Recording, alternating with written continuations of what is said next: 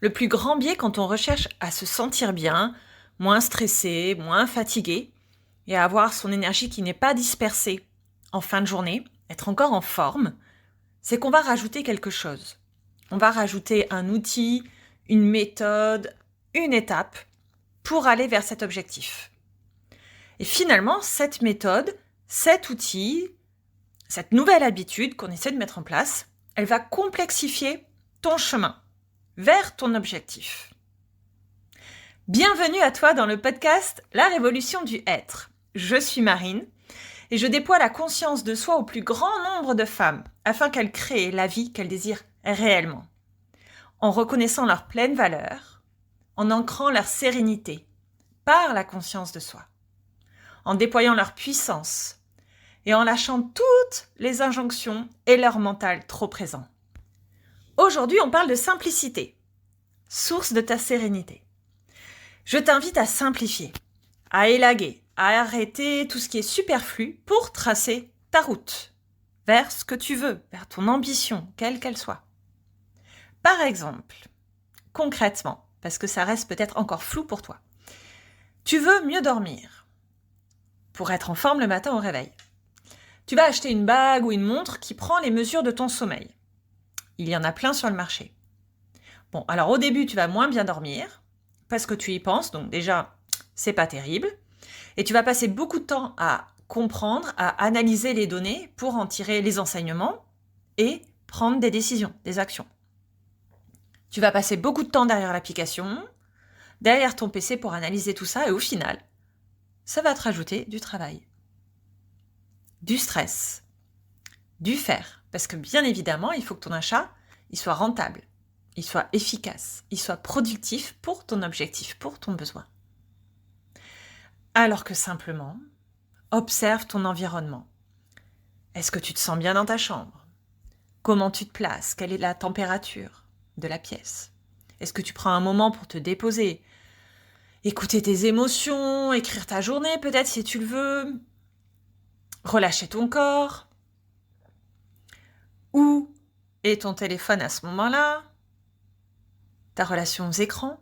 Est-ce que tu as fait du sport intense juste avant ? Comment tu as mangé ? Comment est ton mental à ce moment-là ? Donc il y a déjà plein de choses à faire. Tu peux aussi voir un médecin du sommeil avant de t'embarquer dans un gadget. Autre exemple, tu veux améliorer ta course à pied. Ta performance, ton temps, comment tu te sens, ta foulée et tout ça. Donc tu vas aller voir plein de coachs sportifs, aller fureter sur des blogs, sur des sites, choper un plan d'entraînement. Avant de faire ça, quelle est ta discipline ? Pourquoi tu le fais ? Comment est ton matériel ? Comment tu manges ? Il y a plein de paramètres avant de t'embarquer dans une construction, une analyse d'un plan d'entraînement. Tu veux te défouler, faire sortir, évacuer ton stress, la pression, tes journées. Tu vas multiplier les pratiques, souvent sportives, on va bouger.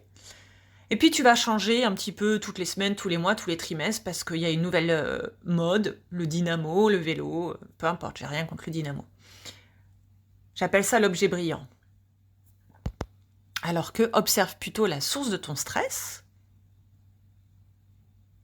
et prends une décision concrète pour agir dessus. C'est pas en multipliant les activités sportives que tu vas solutionner la source. T'agis sur l'effet. Donc la complexité, on la retrouve dans tout. Dans tes relations à l'autre, les relations à ton corps, à toi, à tes collègues, dans ton travail. Alors ça, je l'observe beaucoup. On met en place des nouvelles procédures qui sont encore plus compliquées. Ça, c'est comme l'administration française, on est d'accord. On est très fort là-dedans. Parce qu'on pense que plus on rajoute des couches, des étapes, des process, plus ça fait pro, plus ça veut dire qu'on a bien réfléchi, que ça va être en plus super quali, super efficace et super juste. Non, ça rajoute juste de la prise de tête, du temps, du faire.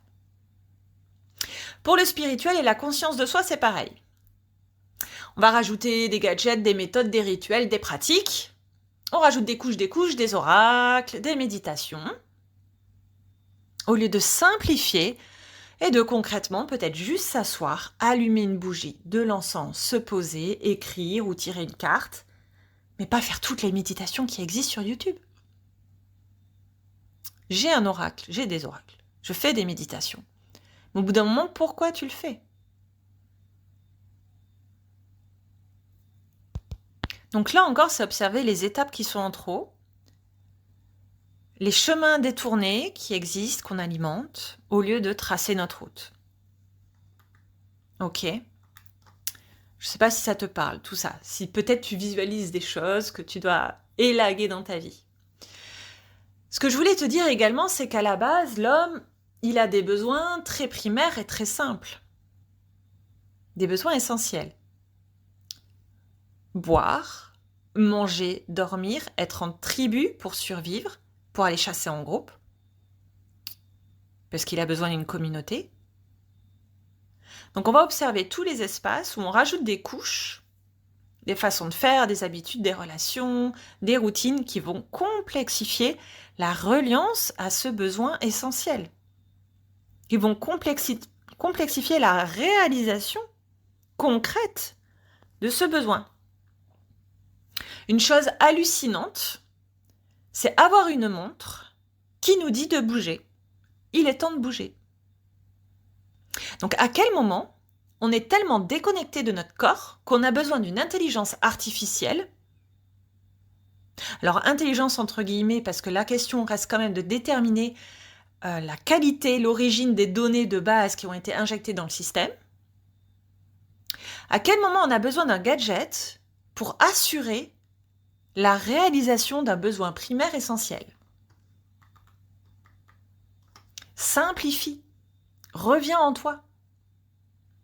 Alors pour beaucoup, revenir en soi, ça fait très peur. Parce que ça veut dire être immobile, ça veut dire être avec soi-même, s'écouter, et c'est synonyme de vide et de mort. J'ai eu aussi très longtemps cette croyance, c'est pour ça que j'étais vraiment super active, encore plus que maintenant. Mais le retour à soi, c'est pas du vide. C'est au contraire rempli de toi, de qui tu es, de ce que tu veux. Passer la peur de tomber dans ce vide, tu rencontres une immensité légère qui te porte. C'est toi, ton essence. C'est ça pour moi la simplicité. Est-ce que ça te parle ? C'est l'écoute de soi. Et il est temps de lâcher tout ce qui nous détourne de notre état d'être. Tout ce qui rajoute du voile, du brouillard sur notre conscience, notre essence, nos désirs. Plus on rajoute des étapes, j'appelle ça aussi les couches, plus il va falloir balayer devant ta conscience et faire du tri. Ça c'est moi, ça c'est pas moi, ça c'est moi, ça c'est la pensée des autres, c'est ce qu'on m'a appris, ce sont les injonctions, c'est la société. Ça c'est moi, ça c'est mon désir, ça c'est ce que je veux. Ce podcast s'inscrit dans ton expérience offerte jusqu'au 24 janvier 2025, simplement trace ta route en 2025. C'est le lieu où tu plonges directement dans ta simplicité pour tracer ta route vers tes désirs profonds, véritables, vers ton ambition, vers ce que tu veux réaliser pleinement, concrètement dans ta vie. Et tu lâches tout le superflu, les étapes en trop, tout ce qui t'éloigne de celle que tu désires être, pour incarner et vivre tes désirs. Je te mets le lien en commentaire et à très vite.